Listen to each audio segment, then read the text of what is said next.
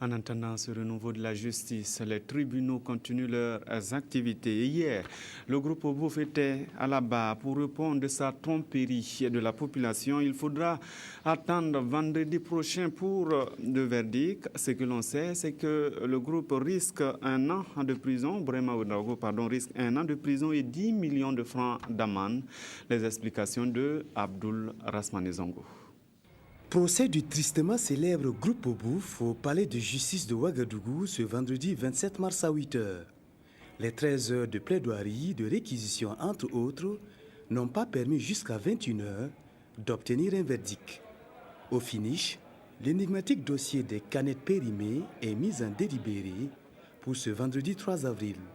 En termes simples, le tribunal va se retrouver et statuer au cours de cette semaine afin d'éclater la vérité et prononcer un verdict définitif.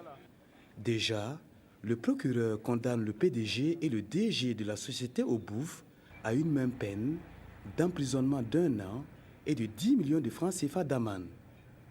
Quant à la société elle-même, elle coupe d'une sanction financière de 10 millions de francs CFA d'amende.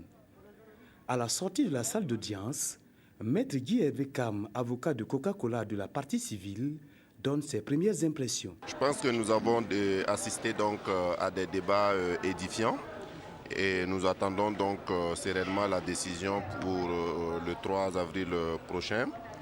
Et je pense que les partis ont tous contribué, donc, comme on le pensait sans doute, à la manifestation de la vérité.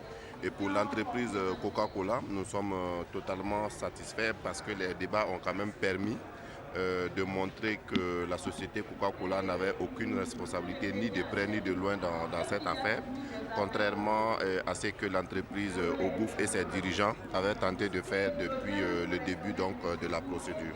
Maître Yacouba Ouattara de la Défense, en dépit de l'insistance de la presse, lâche une petite phrase à plusieurs reprises. Bientôt on attend verdict vendredi. Venez vendredi. D'accord. Merci. Donc bonne soirée. Merci.